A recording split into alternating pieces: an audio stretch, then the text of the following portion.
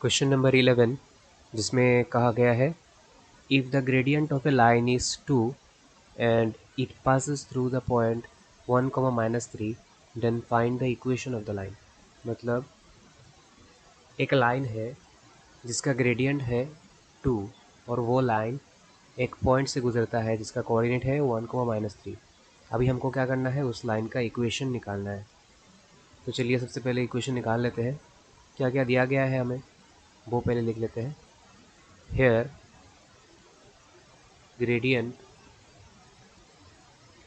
को हम m से डिनोट करते हैं। ग्रेडियंट इज इक्वल टू 2, ये जो दोनों चीज़ दिया गया है 1 एंड -3, इसको हम x1 पकड़ लेते हैं। x1 इज इक्वल टू 1 और इसको y1 पकड़ लेते हैं -3। तो देयरफॉर अगर आपको ग्रेडियंट और किसी भी एक पॉइंट का, उस लाइन के ऊपर किसी भी एक पॉइंट का अगर कोऑर्डिनेट दिया गया हो, x1 y1 दिया गया हो, तो इक्वेशन कैसे निकालेंगे आप? Therefore equation of the line y minus y1 is equal to m into x minus x1, इस तरह से होता है इसका इक्वेशन। ठीक है, तो अभी सबका वैल्यूज हम लोग लिख लेते हैं। -3, m का वैल्यू है 2, x1 का वैल्यू है 1, तो y minus minus plus 3, 2 into x twice x minus 2 into 1 2। अब इसको पूरा फ्लिप करेंगे, लेफ़्ट को राइट में और राइट को लेफ़्ट में। अभी y को हम लोग लेफ्ट साइड में लेके आ जाते हैं, तो -y हो जाएगा। इसके बाद -2 और इस 3 को भी लेके आ जाते हैं, तो -3 हो जाएगा is equal to 0। Twice x minus y minus minus plus, 3 और 2 प्लस करने से हो जाएगा 5। ग्रेटर वाले के आगे क्या है देखिए, 3 ग्रेटर है 2 और 3 में, इसके आगे माइनस है तो यहाँ पर माइनस रहेगा। तो ये है हमारा required equation of this line, इसको दे देंगे नंबर 1। अभी हमें देखना है कि क्वेश्चन में नेक्स्ट पार्ट में क्या कहा गया है। Also if P having coordinate 5, y is a point on the line then find the value of the y। मान लेते हैं कि इस लाइन के ऊपर दूसरा एक पॉइंट है जिसका कोऑर्डिनेट है 5, y। अगर ऐसा है तो हमें y का कोऑर्डिनेट निकालना है। तो कैसे निकालेंगे, देखिए इस लाइन के ऊपर अगर कोई भी पॉइंट लेते हैं आप, तो उस पॉइंट का x कोऑर्डिनेट और y कोऑर्डिनेट को अगर इस इक्वेशन में x और y के जगह पे बिठाएंगे तो आपको left hand side is equal to right hand side मिलेगा। इसका मतलब क्या है कि वो जो पॉइंट है, जिस पॉइंट को आप उस लाइन में से चूज़ कर रहे हो, उसका जो x कोऑर्डिनेट और y कोऑर्डिनेट है वो इस इक्वेशन को क्या कर रहे हैं, सेटिस्फाई कर रहे हैं। हमेशा ये चीज़ याद रखना चाहिए, जब भी आपको उस लाइन का इक्वेशन पता हो और आप क्या करते हैं, उस लाइन में से किसी भी एक पॉइंट को चूज़ करते हैं, तो उसका कोऑर्डिनेट जब आप यहाँ पर x और y की जगह पे बिठाओगे तो आपको हमेशा left hand side is equal to right hand side मिलेगा। ठीक है, मतलब जो इक्वेशन है वो सेटिस्फाई होगा। तो इसका मतलब ये है कि यहाँ पर जो हमें वैल्यूज़ दिया गया है x और y का, इसको हम यहाँ पर सब्स्टिट्यूट कर सकते हैं इस इक्वेशन में, क्योंकि जिस लाइन से हमने पॉइंट लिया है उसी लाइन का इक्वेशन है ये वाला। चलिए लिखते हैं, since P5, y is a point on the line 1, therefore equation क्या है, twice x minus y minus 5 is equal to 0। X के जगह पे बिठा देंगे 5 और y तो अपने जगह पे ही है, y तो y ही है, कुछ चेंज नहीं होगा। तो जैसे ही हमने देखिए x का y का वैल्यू बिठाया, left hand side right hand side दोनों क्या है, इक्वल ही रहेगा। ठीक है, दोनों क्या रहेगा, इक्वल ही रहेगा। नहीं तो देखिए हम अपने मन से थोड़ी ना यहाँ पर x के जगह पे कोई वैल्यू बिठा सकते हैं। x के जगह पे अगर कोई वैल्यू बिठा देंगे तो हाँ क्या नहीं हो सकता है, दोनों साइड इक्वल होने का चांस नहीं रह सकता है। कैसे इक्वल हो जाएगा, हम अपने मन से किसी भी चीज़ को बिठा नहीं सकते। लेकिन क्योंकि बोला जा रहा है क्वेश्चन में कि उसी लाइन के ऊपर ये एक पॉइंट है, दैट्स वाई इसका जो x कोऑर्डिनेट है यहाँ पर जब हमने बिठाया तो पूरा पूरा चांस है, पूरा पूरा एकदम एकदम कन्फर्म है कि इसका LHS और RHS क्या होगा, इक्वल होगा। दैट्स वाई हम लोगों ने यहाँ पर बीच में इक्वल साइन दे के यहाँ पर 5 लिखा हुआ है। नहीं तो हम नहीं लिख पाते। तो अभी क्या होगा देखिए, 5 टू ज़ा 10 minus y minus 5 is equal to 0। 10 minus 5 minus y is equal to 0। 10 से अगर 5 माइनस करते हैं तो रहेगा 5 minus y is equal to 0। Minus y, 5 उधर चला जाएगा तो माइनस 5 कैंसलेशन, तो अल्टीमेटली वाई का वैल्यू क्या निकल रहा है, 5। तो हमारा रिक्वायर्ड इक्वेशन जो हमने लिख लिया और वाई का वैल्यू ये वाला है। अभी चलेंगे हम क्वेश्चन नंबर 12 में। क्वेश्चन नंबर 12 जिसमें कहा गया है the area of the right angle triangle formed by the line 4x plus 3y is equal to k with the coordinate axis is 6 square unit. Find the value of k. मतलब यहाँ पे देखिए, मान लीजिए ये है कोऑर्डिनेट एक्सिस और suppose एक लाइन गुजर रहा है यहाँ से या फिर यहाँ से, कहीं से भी, इस तरह से। इस लाइन का इक्वेशन है 4x plus 3y is equal to के। और ये जो लाइन है ये क्या कर रहा है देखिए, कोऑर्डिनेट एक्सिस के साथ राइट एंगल ट्राइंगल फॉर्म कर रहा है। ये देखिए 90 डिग्री यहाँ पर एक ट्राइंगल फॉर्म हो गया है। ठीक है, अब इसका नाम भी दे सकते हैं। चलिए हम इसका नाम पकड़ लेते हैं, ए बी सी ट्राइंगल। और इसका एरिया दिया गया है, कितना है इसका एरिया, इसका एरिया है 6 स्क्वायर यूनिट। हमें क्या निकालना है, क्या वैल्यू निकालना है। बहुत ही आसान है ये क्वेश्चन। सबसे पहले हम जो हमें इक्वेशन दिया गया है लाइन का वो लिखेंगे given equation of the line 4x plus 3y is equal to k. अभी हम इसको इंटरसेप्ट फॉर्म में कन्वर्ट करेंगे। किस तरह से, 4x और ये k जो है इसको इस तरफ डिवाइड, यहाँ पर है, इसको इधर लेके आ जाएंगे, नीचे डिवाइड हो जाएगा और यहाँ पर क्या बचेगा, सिर्फ 1। अभी कैसे इंडिविजुअली सेपरेटली सबको डिवाइड करते हैं, इसको भी और इसको भी।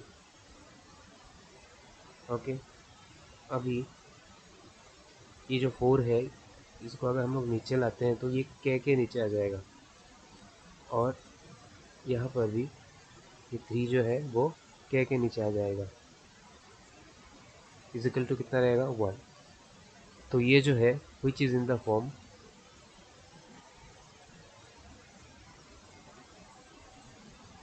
x by a plus y by b is equal to 1। ये कौन सा फॉर्म है, intercept form.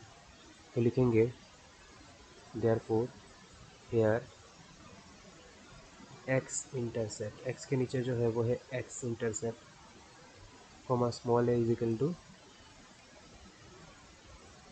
k by 4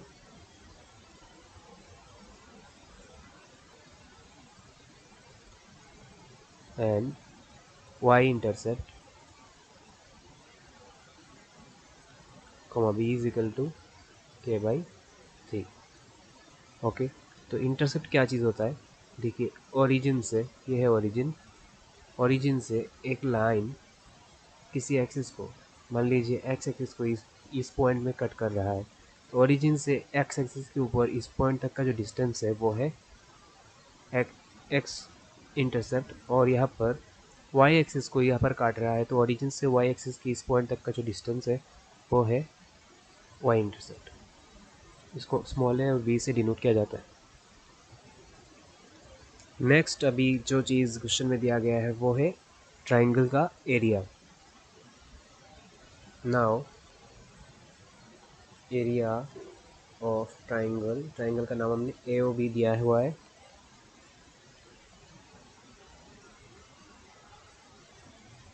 sorry, यहाँ पर ए बी सी दिया हुआ है, तो ए बी सी लिखेंगे is equal to 6 square unit किया गया। अभी ट्राइंगल का जो एरिया है वो राइट एंगल ट्राइंगल है, इसलिए इसका एरिया क्या होगा, half into base into height. तो इसका बेस है बी सी और हाइट है A B, half into base into height, तो half into B C into A B is equal to 6। अच्छा, बी सी क्या चीज़ है, बी सी है स्मॉल बी, बी सी है स्मॉल है, और जो ए बी है वो है स्मॉल बी।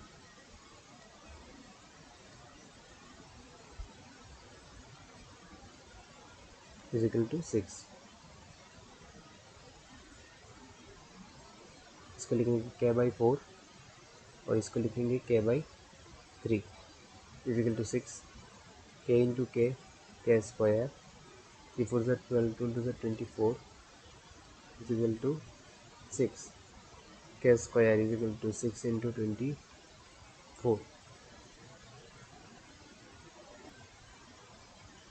तो k का वैल्यू निकालेंगे स्क्वायर रूट ऑफ 6 इंटू 24। जैसे स्क्वायर रूट करेंगे इसके आगे दो वैल्यूज लग जाएगा, प्लस माइनस। 3 2 ज़ा 6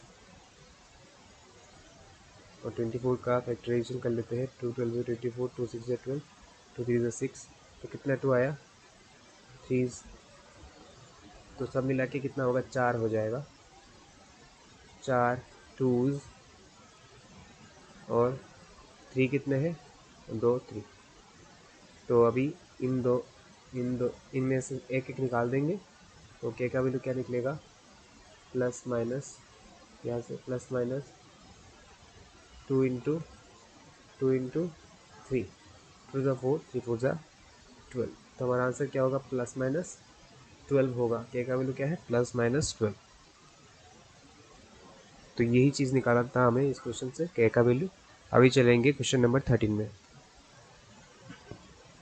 question number 13, the mid points of the sides of a triangle are 2, 2, 2, 3 and 4, 6. Find the equation of the sides of the triangle. तो यहाँ पे क्या है, देखिए हमारे पास एक ट्राइंगल है। मान लीजिए ये वाला हमारा ट्राइंगल है, और यहाँ पे इस ट्राइंगल का जो मिड पॉइंट्स है उनका कोऑर्डिनेट दिया गया है। मान लेते हैं कि इस साइड का मिड पॉइंट है ये वाला, इस साइड का मिड पॉइंट है ये, और इस साइड का मिड पॉइंट है ये। इनका हमें कोऑर्डिनेट दिया गया है 2, 2, 2, 3 एंड 4, 6। इनको ज्वाइन कर लेते हैं। इनको ज्वाइन करने से देखिए अंदर और एक ट्राइंगल बन रहा है। देखिए यहाँ पर ये वाला साइड जो है इस साइड के साथ पैरेलल है। इसका नाम दे देते हैं ए बी सी। इसके बाद E F G. A B के साथ एफ जी जो है वो पैरेलल है। इसके बाद एस सी के साथ ई एफ पैरेलल है, और बी सी के साथ ई जी पैरेलल है।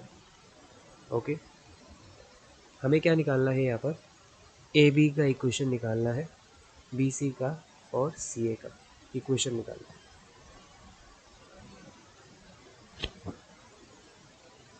तो सबसे पहले हम ए बी के बारे में बात करते हैं। ए बी यहाँ पर है, और ए बी के बीच में एक पॉइंट है जिसका कोऑर्डिनेट हमें पता है 2, 2।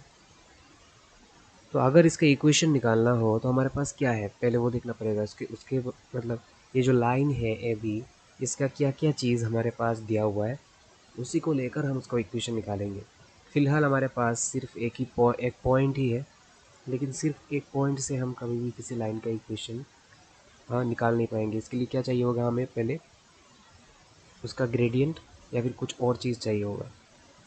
तो यहाँ पर सिर्फ एक पॉइंट है, लेकिन इसके साथ जो एक लाइन है जिसका नाम क्या है, एफ जी, ये वाला जो लाइन है, देखिए इसके जो दोनों पॉइंट्स के कोऑर्डिनेट हमें पता है 4, 6 एंड 2, 3।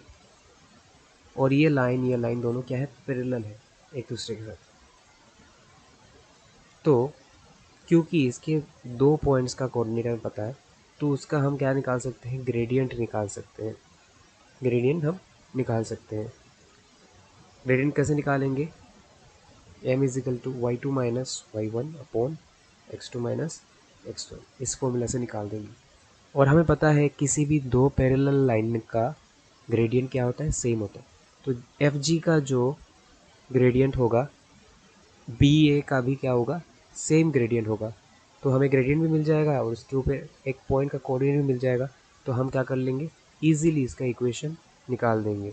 सेम हम करेंगे BC के साथ और AC के साथ भी। तो चलिए अभी लिखना शुरू करते हैं। फर्स्ट हम लिखेंगे, देखिए यहाँ पर हमें जो पॉइंट दिया गया है मिड पॉइंट, इसका कोई नाम नहीं दिया गया है, बस उसका कोऑर्डिनेट दे दिया गया है। तो हम क्या करेंगे, अभी इसको एक नाम देंगे, लिखेंगे लेट। लेट किस लिए लिखा है, क्योंकि हम अपने मन से दे रहे हैं, इसलिए से यहाँ पर लेट लिखा है। Let the trying ABC be the triangle, ABC be the triangle in which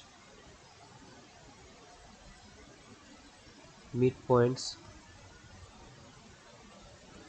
of the sides AB, BC, CA are E2, 2, F2, 3 and G4, 6 respectively. Okay, इसके बाद देखिए हमने जो कहा है ये लाइन इसके साथ पैरेलल है।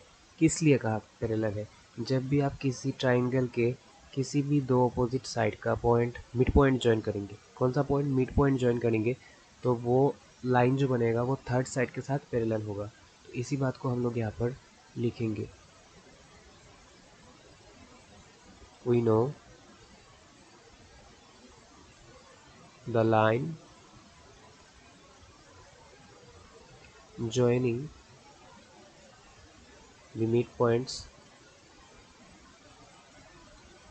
of any two sides of a triangle is parallel to the third side।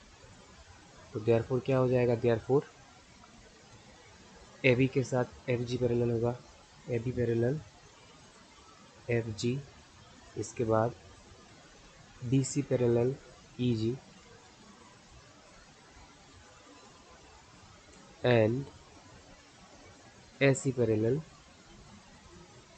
EF। अभी चलेंगे नेक्स्ट पेज में,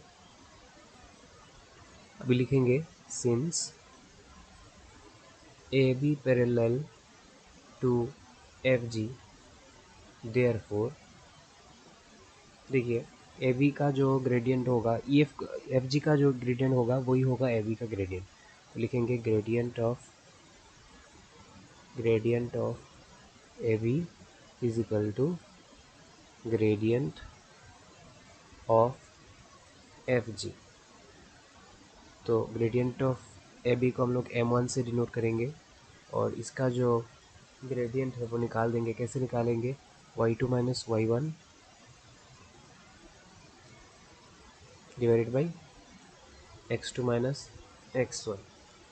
y2 क्या है देखिए यहाँ पर, इसको मान लेते हैं फर्स्ट पॉइंट, इसको मान लेते हैं x1 y1, इसको मान लेते हैं x2 y2। तो y2 है 6, y1 है 3, इसके बाद x2 है 4, x1 है 2। तो क्या हो जाएगा 3/2, ये हो जाएगा gradient.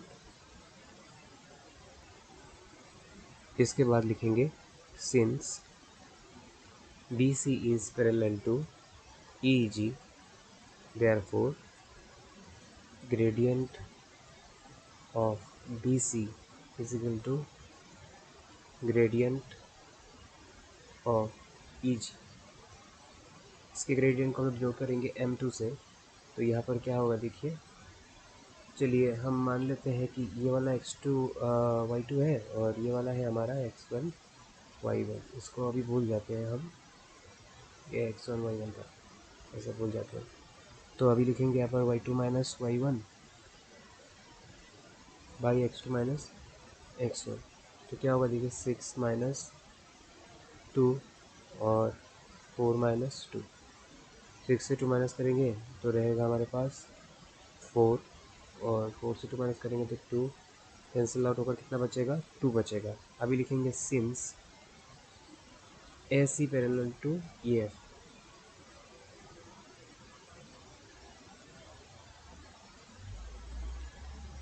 Therefore, gradient of AC is equal to gradient of EF.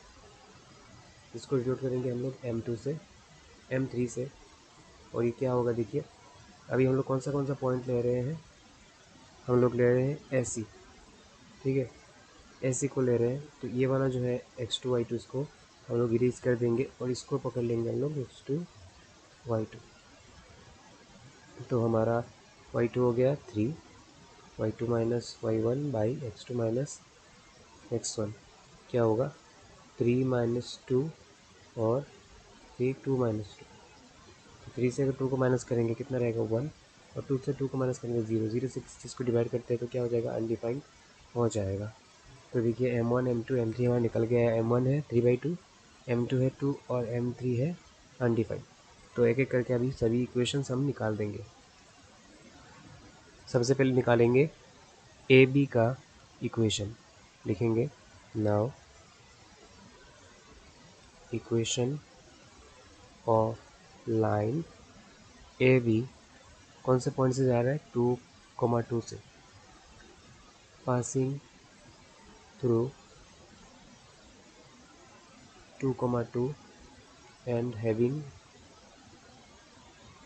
Gradient, इसका ग्रेडियंट कितना था, इसका ग्रेडियंट है M1, M1 is equal to कितना था 3/2, तो इसका इक्वेशन क्या होगा y minus Y1 is equal to M into x minus X1, तो ये है हमारा X1 Y1, y minus 2, M का वैल्यू है 3/2, x माइनस 2, तो क्या होगा अभी देखिए 2 से इसको मल्टीप्लाई कर देंगे क्रॉस मल्टीप्लाई, और 3 से इसको मल्टीप्लाई कर देंगे, तो twice y minus 2 2 4, 3x minus 3 2 6, flip करेंगे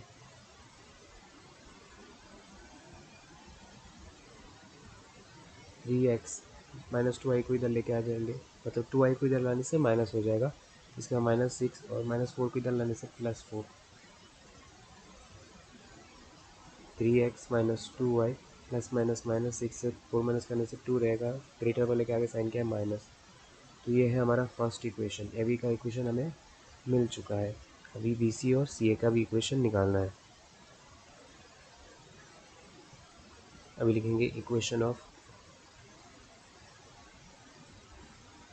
line B C, B C कौन से पॉइंट से पास कर रहा है 2,3, पासिंग थ्रू 2,3 एंड हैविंग, इसका ग्रेडियंट कितना है, having gradient M2 is equal to 2, तो उसका इक्वेशन क्या होगा y माइनस Y1, ये है हमारा X1, ये है हमारा Y1 is equal to M2 into, पिछली इक्वेशन में हमने यहाँ पर M1 नहीं दिया था, M1 देना चाहिए, यहाँ पर M2 लिखा है हमने x माइनस X1, तो y माइनस Y1 का वैल्यू कितना है 3, M2 का वैल्यू है 2, x माइनस 2, तो y minus 3, 2 into x twice x minus 2 to the 4, इसको फ्लिप कर देते हैं, y minus 3 twice x, y को अगर लेफ्ट हैंड साइड में ले जाते हैं तो माइनस वाई माइनस 4, और इसको अगर ले जाते हैं लेफ्ट हैंड साइड में तो +3 is equal to 0, twice x minus y, plus minus minus 4 से 3 माइनस करेंगे तो 1, ग्रेटर वाले के आगे साइन है माइनस, तो ये हो गया हमारा सेकंड इक्वेशन यानी बी सी का। तो लास्ट बाकी है सिर्फ ए सी का इक्वेशन निकालना। अभी लास्ट वाला पार्ट करना है, equation of line A C passing through 4,6 and having gradient, इसका ग्रेडियंट कितना है M3 is equal to undefined, तो लिखेंगे y माइनस Y1, ये है हमारा X1 Y1, is equal to m3 into x2 और सॉरी x माइनस x1। तो y लिखेंगे, y1 कितना है 6, यहाँ पर अनडिफाइंड लिखेंगे, x माइनस x1 कितना है 4। अभी देखिए एक काम करेंगे, जो अनडिफाइंड है इसको यहाँ पर नीचे ले आएंगे, तो y minus 6 divided by undefined is equal to x minus 4। अभी अनडिफाइंड से अगर आप किसी चीज़ को जीरो से अगर किसी चीज़ को डिवाइड करते हैं तो अनडिफाइंड निकलता है, और अनडिफाइंड से अगर किसी चीज़ को आप डिवाइड करते हो तो आपका आंसर क्या निकलता है 0। तो यही है हमारा equation x minus 4 is equal to 0। ये हो गया एसी का इक्वेशन। तो तीनों का इक्वेशन में निकाल दिया, एबी का, बीसी का और एसी का, और यहाँ पर ही हमारा ये क्वेश्चन खत्म होता है। चलेंगे हम लोग क्वेश्चन नंबर 14 में। नेक्स्ट दिया गया क्वेश्चन नंबर 14। क्वेश्चन नंबर 14 में कहा गया है the vertices of a triangle are 3, -5, 1, 2 and 7, -1। Find the equations of the sides of the triangle. चलिए हम एक ट्राइंगल बनाते हैं। ये रहा हमारा ट्राइंगल, इसका नाम दे देते हैं ABC। यहाँ पर हमें पहले मिड पॉइंट दिया गया था, अभी यहाँ पर वर्टिसेस का कोऑर्डिनेट दिया गया है।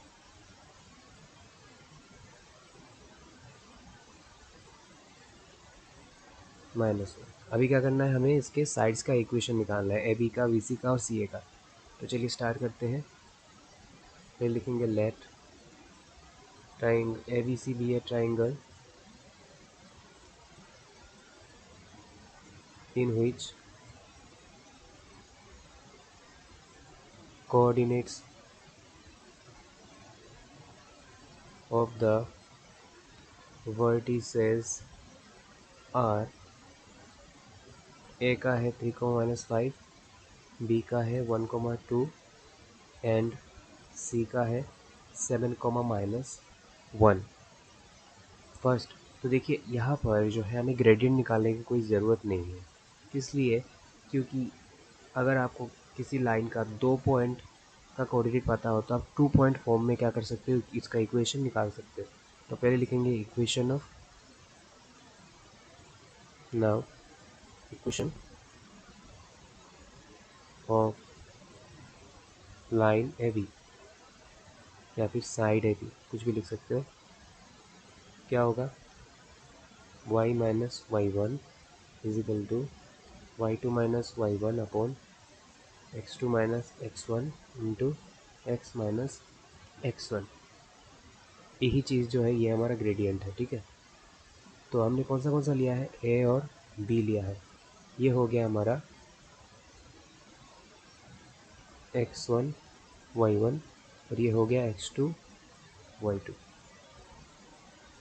तो चलिए वैल्यूज़ बिठा देते हैं। y1 का वैल्यू कितना है -5, y2 का है 2, x2 का वैल्यू है 1 और x1 का है 3।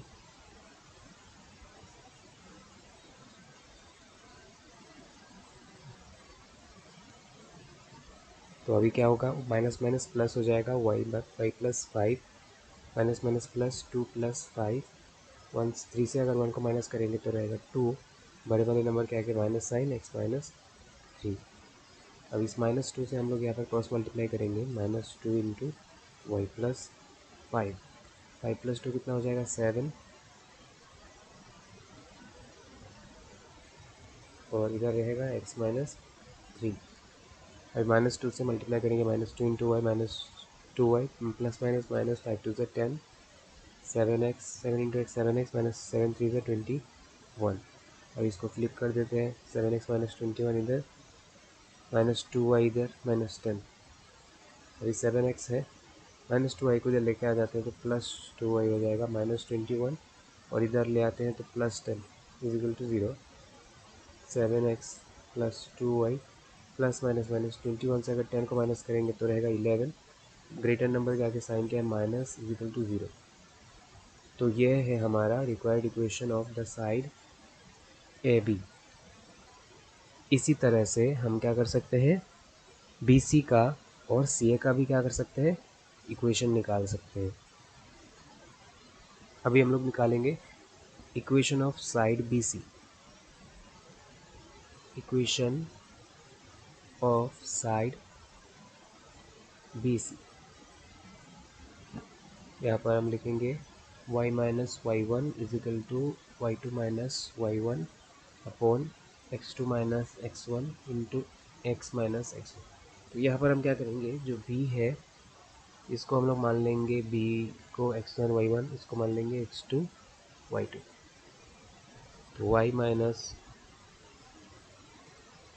टू फिजिकल टू y2 है माइनस वन और y1 है टू, x2 है 7, x1 है 1 और x माइनस x1 है 1, y minus to minus minus plus 1 और 2 प्लस करने से 3 हो जाएगा। 2 के आगे क्या है, साइन माइनस। 7 से अगर 1 माइनस करते हैं तो कितना रहता है 6, x माइनस 1। 3 1 से 3, 3 2 से 6। अभी ये जो 2 है, इस 2 से हम लोग इसको मल्टीप्लाई करेंगे, cross multiply y minus to, इधर बचेगा माइनस वन से अगर इसको मल्टीप्लाई करते हैं तो plus minus minus, x one से एक्स, माइनस माइनस प्लस, 1 1 से 1, और इधर होगा 2 into y twice y minus 2 2 से 4। अभी इसको फ्लिप कर देंगे, minus x plus 1 is equal to twice y minus 4, minus x twice y को इधर लेके चले जाएंगे लेफ्ट हैंड साइड पे तो माइनस ट्वाइस वाई, इसके बाद प्लस 1, इसके बाद माइनस 4 को अगर लेके चले जाएंगे तो plus 4 is equal to 0, minus x minus twice y plus plus plus 4 1 plus करने से हो जाएगा 5। अभी देखिए ये जो इक्वेशन है ये minus x minus twice y plus 5 है इजिकल टू 0। फर्स्ट टर्म जो है एक्स, इसके आगे माइनस है तो उसको हटाने के लिए हम लोग इसको माइनस से मल्टीप्लाई कर देंगे दोनों साइड को। Minus minus plus, minus minus plus, plus minus minus, और 0 को तो कुछ भी लगाओ माइनस प्लस सेम ही रहता है। तो ये है हमारा बी सी का इक्वेशन, और ऐसी का इक्वेशन आप खुद से निकाल लेना। क्वेश्चन नंबर 15, जिसमें कहा गया है the equation of a line is 4x minus 3y minus 10 is equal to 0। तो यहाँ पर हमें एक लाइन का इक्वेशन दिया गया है जिसका इक्वेशन है 4x minus 3y minus 10 is equal to 0, और साथ में कहा गया है कि find the slope of the perpendicular drone from the origin on the line and also find its length. तो हम मान लेंगे कि यहाँ पर हमारे पास एक कार्टेशियन कोऑर्डिनेट सिस्टम है इस तरह से, और एक लाइन है जो इस तरह से गुजर रहा है, और ओरिजिन से इसके ऊपर एक परपेंडिकुलर ड्रॉ किया गया है। ये परपेंडिकुलर जो है ये एक्स एक्सेस के साथ अल्फ़ा डिग्री क्रिएट कर रहा है, ये है इसका इंक्लिनेशन। क्या है ये, अल्फ़ा क्या है, इंक्लिनेशन, और इसका स्लोप क्या होगा, टेन अल्फ़ा। तो हमें टेन अल्फ़ा निकालना है, और साथ में क्या निकालना है, इस लेंथ, इसका लेंथ निकालना है। मान लेंगे कि इसका लेंथ है पी, पी है इसका लेंथ, निकाल देंगे। तो चलिए स्टार्ट करते हैं। सबसे पहले हम देख रहे हैं कि ये जो चीज़ है ये कब आता है, जब हम लोग यहाँ पे ये जो लाइन है क्या है, नॉर्मल है, ठीक है ना। लाइन के ऊपर एक नॉर्मल ड्रॉ किया है ओरिजिन से, तो इस इक्वेशन को सबसे पहले हमें नॉर्मल फॉर्म में कन्वर्ट करना होगा। तो लिखेंगे गिवन इक्वेशन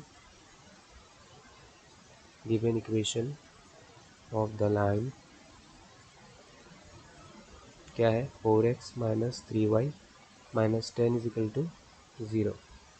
अब इसको नॉर्मल फॉर्म में कन्वर्ट करने के लिए इसको हम लोग भेज देंगे राइट हैंड साइड में। अभी डिवाइड करना पड़ेगा, लिखेंगे डिवाइडिंग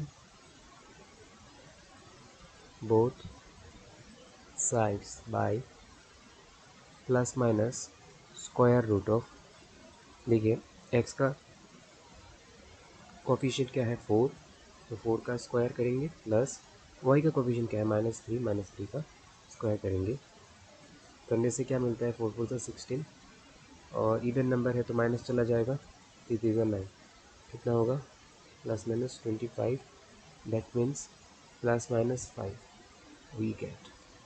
डिवाइड करेंगे इससे, तो 4 को डिवाइड करेंगे प्लस माइनस 5 से, 3 को डिवाइड करेंगे प्लस माइनस 5 से, और 10 को भी डिवाइड करेंगे प्लस माइनस 5 से।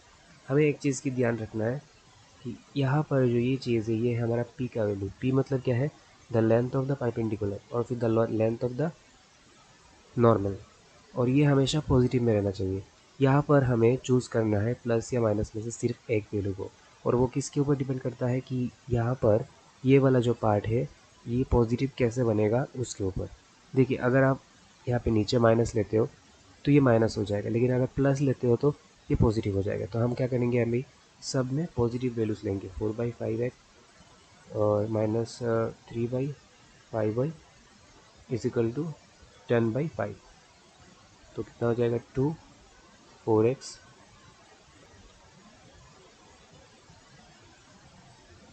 4/5x -3/5y is equal to 2। ये जो इक्वेशन है ये हमारा नॉर्मल फॉर्म का इक्वेशन है। इसको हम लोग कंपेयर करेंगे, लिखेंगे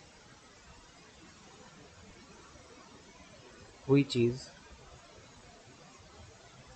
in the form, normal form का जनरल इक्वेशन क्या है, x cos alpha plus y sin alpha is equal to p। तो यार अभी देखिए कंपेयर कर लीजिए आप, x cos अल्फा, यहाँ पर x का कोफिशिएंट क्या है 4/5, y का कोफिशिएंट क्या है 3/5 और p के जगह पे है 2। तो cos अल्फा मतलब क्या है, x का कोफिशिएंट क्या है 4/5, y का कोफिशिएंट क्या है -3/5 और p इज इक्वल टू कितना है, परपेंडिकुलर लेंथ 2 है। ओके, अभी क्या निकालना है हमें, ग्रेडियंट निकालना है। ग्रेडियंट कैसे निकालेंगे, स्लोप और ग्रेडियंट दोनों एक ही चीज़ कैसे निकालेंगे, tan अल्फा करके। तो हमें पता है sin theta by cos theta is equal to कितना है tan थीटा। तो उसी तरह से सॉरी यहाँ पर y नहीं लिखना है, यहाँ पर sin अल्फा y का कोफिशिएंट, ठीक है। देखिए हमारे पास जो इक्वेशन है यहाँ पर मैं लिखता हूँ, तो इसको लिखने से और आसानी होगी। 4/5x -3/5 y is equal to 2। इसके साथ कंपेयर कीजिए,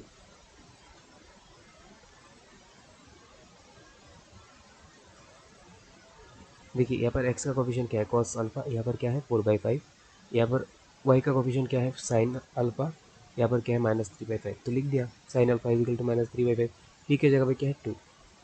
तो देयरफॉर लिखेंगे, therefore slope comma m is equal to tan alpha. tan alpha कैसे होगा sin alpha by cos alpha -3/5 divided by 4/5 is equal to -3/5 into 5/4। 5/5 cancel, कितना बचेगा -3/4। तो -3/4 है हमारा slope, and length of the perpendicular